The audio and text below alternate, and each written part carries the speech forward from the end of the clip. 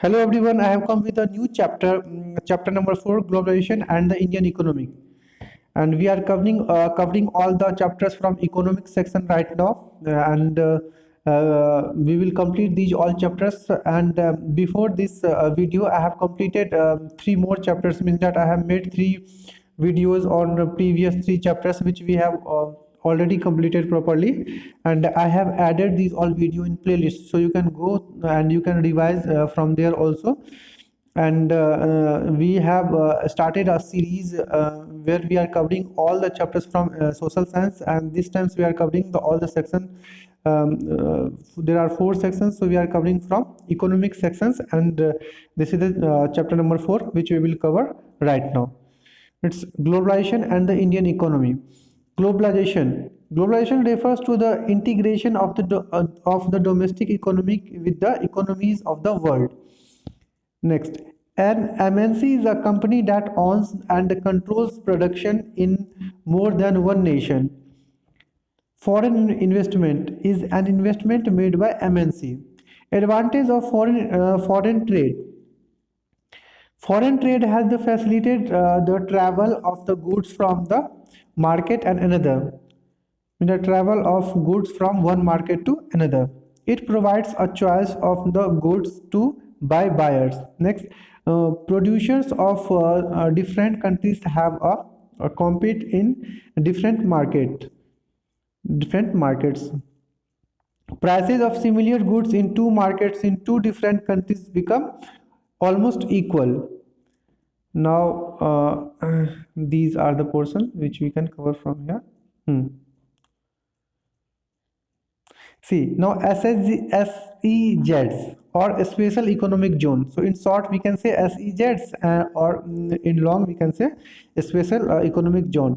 So it's very important. You need to be aware with this topic, and this chapter is a little bit lengthy, so you need to be aware and confident to cover these all portions properly. Special economic zones are the industrial zones being set up by the central and state government in different parts of the country. SEZs are to have world-class facilities such as electricity, water, roads, transport, storage, recreational and educational facilities. Companies who set up production units in SEZs are the exempted from the taxes for an initial period of 5 years. SEZs thus help to attract foreign companies to invest in India. Now, reason to put the barriers to the foreign trade. This is also very important. You need to be aware. Almost means that all topics are very important from these chapters mainly. So there are given all those content. So we are just covering these all things, and be aware and be careful here to understand everything. Reason to put barriers to foreign trade. The Indian government, after independence, had put barriers to foreign trade and investment. This was done to protect the producers within the country from the foreign competition. Industries were just coming up in the 1950s and 1960s, and competition from the imports at the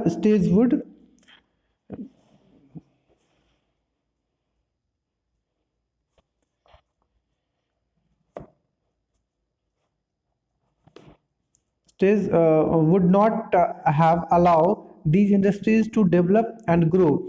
Imports of only essential items such as the machinery, fertilizers, petroleum, etc. was allowed. Next, to protect the Indian economy from foreign infiltration in industries affecting the economy growth of country as planned, India wanted to move faster to catch up with the main industries in the world market, and before and therefore had to keep an extra watch on its progress in international trade and give incentives to the more rapidly growing industries through fiscal tariff and other means. Around 1991, some changes were made in policy by the Indian government, as it was decided that the time had come for Indian producers to compete with the foreign producers. This would not only help the Indian producer to improve their performance but also improve their quality. Now, liberalization means the removal of barriers and restrictions set by the government on foreign trade. Governments use trade barriers to increase or decrease the foreign trade to protect the domestic industries from the foreign competition. Example: tax on imports around 1991. Government India adopted the policy of the liberalization. Next, a World Trade Organization (WTO), in short we say WTO, was started at initiative of the developed countries. Its main objective is to the liberalize international trade.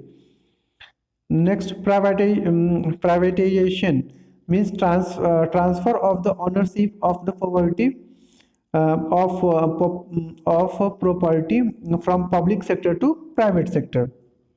We are listening in news right now. The privatization is going on. So this means that that ownership of the property from public sector to private sector, it is going on. So which we are listening in news generally.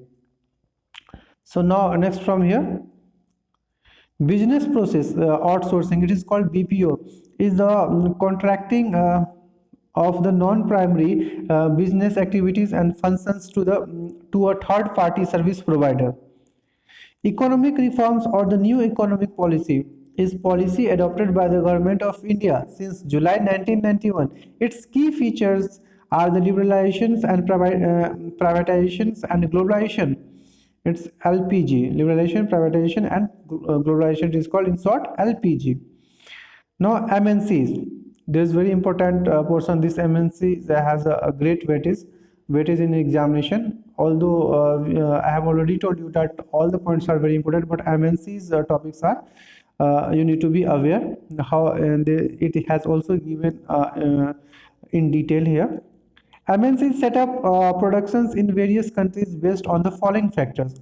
MNCs set up offices and the factories or the productions in regions where they can get the cheap labor and other resources in countries like China, Bangladesh, and India. At times, MNCs set up the production jointly with some of the local companies of the countries around the world. The benefits of the such joint productions to the local company is twofold. First, the MNCs can provide money for the additional investment for the faster production. Secondly, the MNCs bring with them the latest technology for enhancing and improving production. Next, some MNCs are so big that their wealth exceeds an entire budget of the some developing countries. This is the reason why they buy up local companies to the expand production. Example: Craggill Foods, an American MNC, has bought over small Indian companies such as the Parak Foods.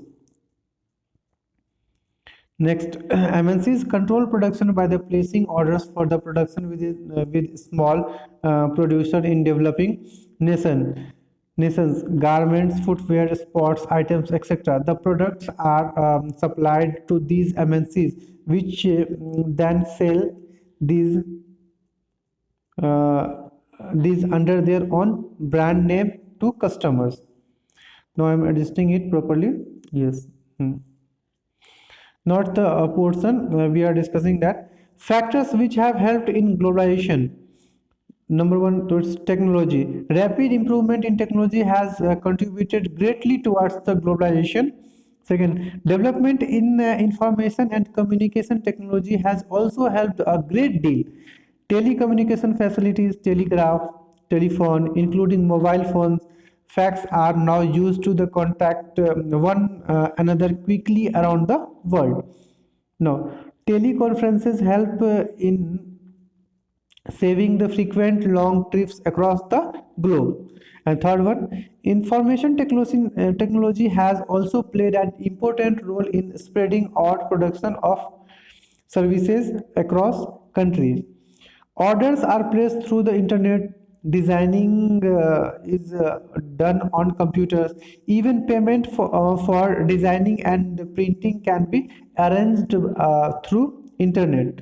So nowadays we are saying that how much use of internet and how much we are paying payment, just like online things like that. When we are doing online marketing, then we are giving online payment, and the things are available at our home. So it's online things are going on. So these all things are being developed. So it is things that which where technology has a great role. Thus, we have completed this whole chapter properly. This chapter is really very, very important. Many questions are being raised from these chapters, and mostly that it comes at what is globalization, and about MNCs, role of MNCs, and what is the special economic zone, and these all things are very important. So keep revision, and I have made already 3 videos on the previously 3 chapters, so you can also revise those videos. It's very important, and then we can complete next all chapters video also. Right now I am completing from economics all the chapters.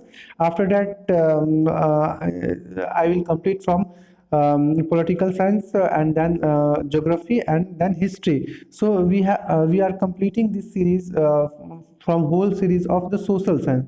So keep revision, and I will come with a new video with new chapter. So keep revision.